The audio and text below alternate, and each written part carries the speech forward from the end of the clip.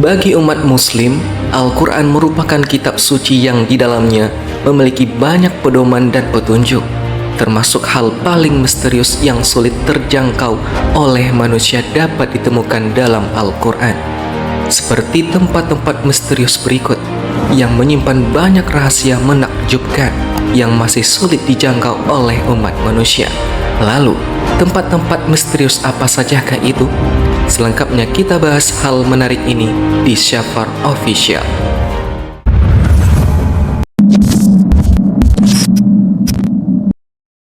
Bismillahirrahmanirrahim.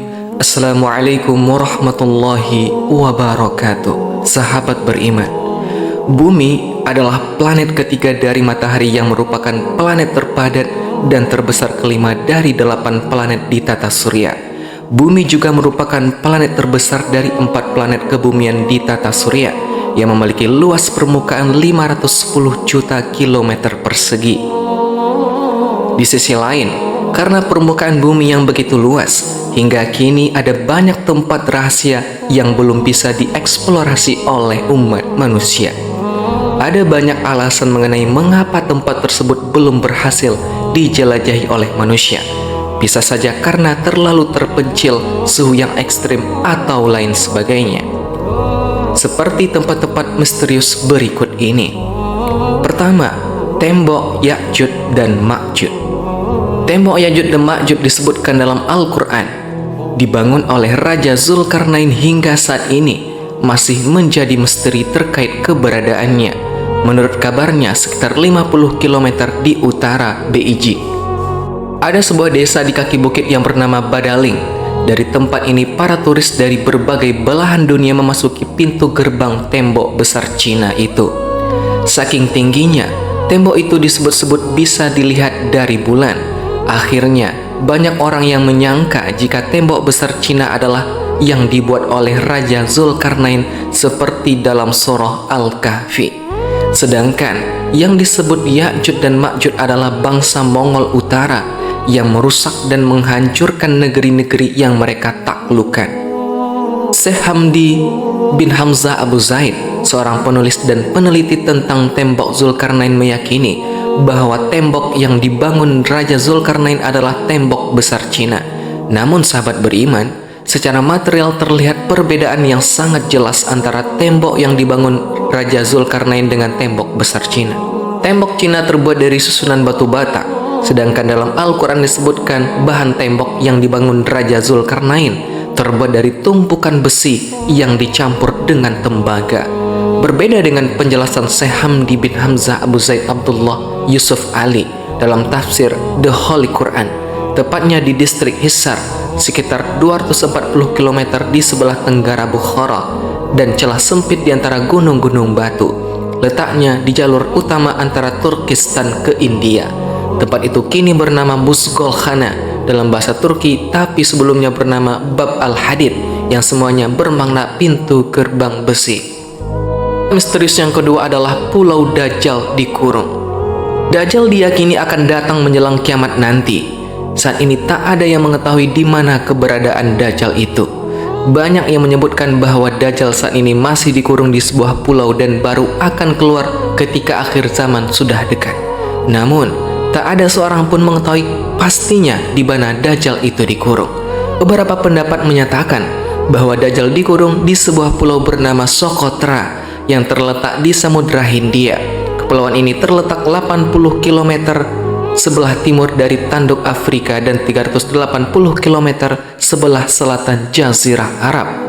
Socotra adalah pulau terisolasi hingga sepertiga dari floranya tidak dapat ditemui di tempat lain. Namun, sahabat beriman, sebagian ulama tak sependapat soal itu karena dianggap tak memiliki dalil yang kuat. Tapi kita sebagai umat muslim tetap harus meyakini keberadaan Dajjal itu yang kelak akan datang di hari kiamat.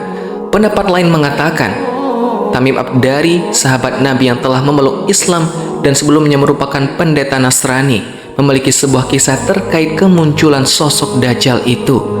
Suatu saat ia berlayar bersama 30 orang laki-laki dari kabilah Juzam dan Laham. Mereka kemudian terdampar di sebuah pulau yang berada di Laut Syam, Laut Arab. Ketika terdampar di pulau itu, mereka menjumpai sosok berambut lebat yang bisa berbicara dan menyebut dirinya sebagai Al-Jassasa. Tamim beserta rombongannya kemudian diperintah oleh Al-Jassasa untuk memasuki sebuah biara. Di dalam biara ini ada sosok yang begitu mengerikan. Sosok tersebut bertubuh tegap dan sangat besar. Sementara itu kedua tangannya dibelenggu ke tengkuknya dan di antara kedua lutut dan mata kakinya dirantai menggunakan besi.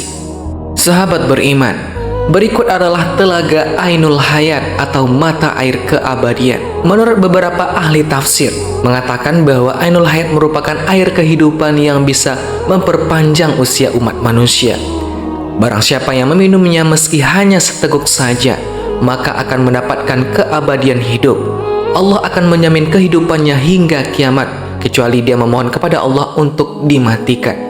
Beberapa sumber menyebutkan bahwa Dajjal pernah mandi dan minum air ini, sehingga ia tetap hidup hingga saat ini. Tapi bukan hanya Dajjal, Nabi Khidir alaihissalam juga diyakini oleh sebagian ulama masih hidup hingga saat ini, dikarenakan telah meminum air Ainul Hayat.